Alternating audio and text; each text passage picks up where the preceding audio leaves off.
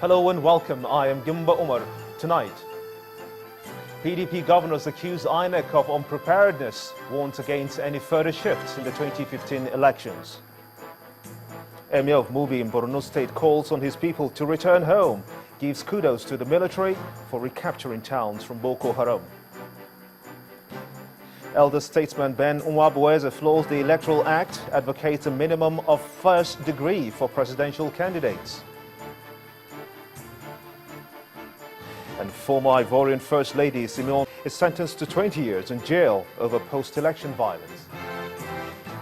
On business news, the International Finance Corporation launches an affordable power program in Nigeria to help complement the ongoing drive to provide stable electricity. And in sports news, 32 primary schools will slide it out in the Lagos preliminaries of the Channel's National Kids Cup.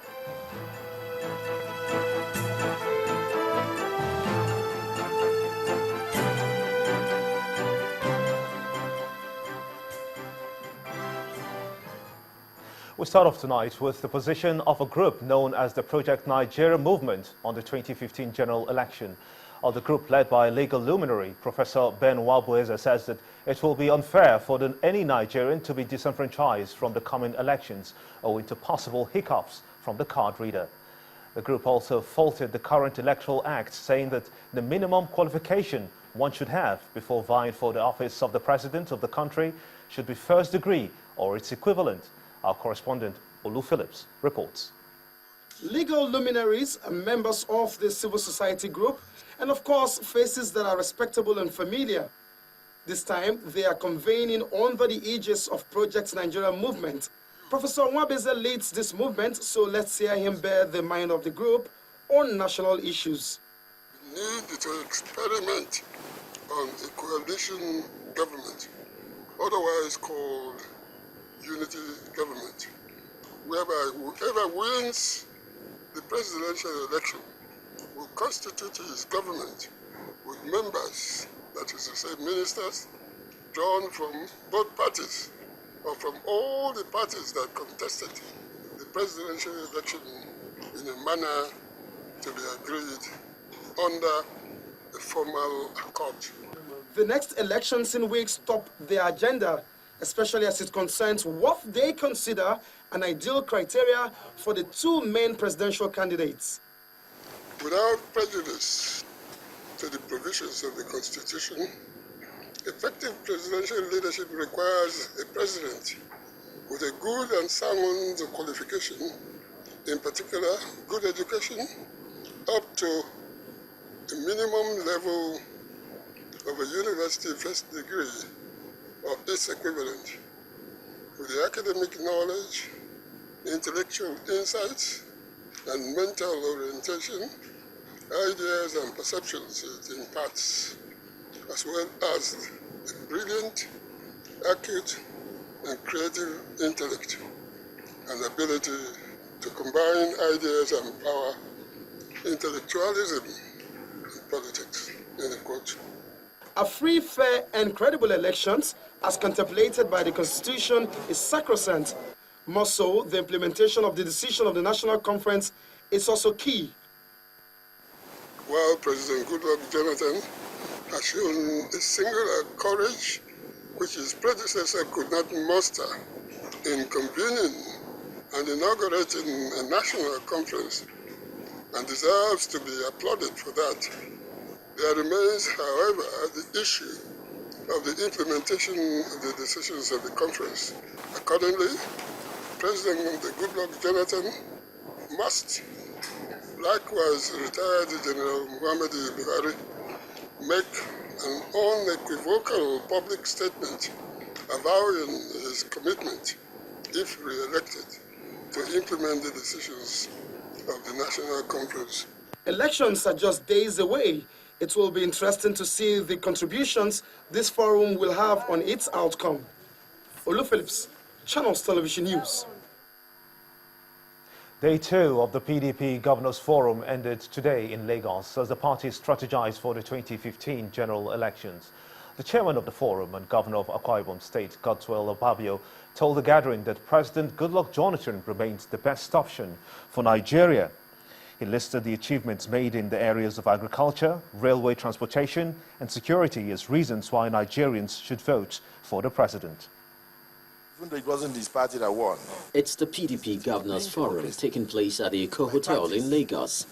And present here are governors of the party and other party leaders, as well as socio and political activists and members of the press. Like I said, even the civil society. The core of this meeting is sustenance of democratic value and national development. And getting the coast clear for others to follow is the chairman of the forum and governor of Akwa Ibom State, Godswill Akpabio. And his main focus is on what he calls the unpreparedness of INEC for the 2015 general election. In our opinion, INEC appears ill-prepared for the 2015 elections. For example, at the time the polls were shifted due to security concerns, over 23 million registered voters were yet to collect their PVCs. How then can Nigerians reconcile the purported readiness of INEC for the 14th February election then with the testing of card readers more than a month after the postponement? His points get the backing of other PDP governors who speak on the need for Nigerians to work towards sustaining the transformational drive of the Goodluck Jonathan's administration. Sustenance of democratic values cannot depend on brazen stealing, on greedy people, and on people who think that they will buy anybody for electoral purposes. Today in APC, if you're able to kidnap 2 of their leaders, the party will simply perish. In PDP, take anybody here will survive because it is Nigerian owned. The ownership is Nigerian thing. In his usual manner, the Ekiti State Governor, Ayof Ayoshe, enjoins Nigerians not to undermine the controversy surrounding the certificate of General Buhari as well as his age. My mother is 74. General Buhari, official age 73. I want you to reconcile these 2 things without deceiving yourself. This is not personal. When you say I don't have certificate, I come out boldly. They took me to court severally that the person that must be governor of the fountain of knowledge must have certificate. I've presented my certificate in the court. I have displayed it publicly. The press should not allow themselves to be used to cover this issue of certificates. I'm not after General Buhari, it's my father. Anybody who is the age of your mother is your father.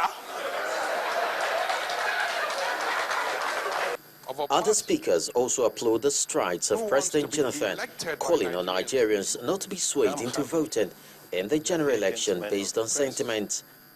The meeting is done with, but it still resides with the electorate the power to decide where the pendulum swings in the general election.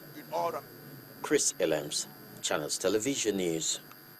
Meanwhile, the leadership of the People's Democratic Party, the PDP, has accused the All Progressives Congress, the APC, of cloning permanent voter cards ahead of the general elections. The National Deputy Chairman of the ruling party, Mr. Uche Secondus, told the news conference in Abuja that the rejected permanent voter cards during last weekend's mock card reader exercise has substantiated what the Department of State Services said about the APC cloning of voters' cards in Lagos State. While the Independent National Electoral Commission has detected some cloned permanent voter cards which failed to pass the card reader test during last week's exercise in Port Harcourt and Osun states.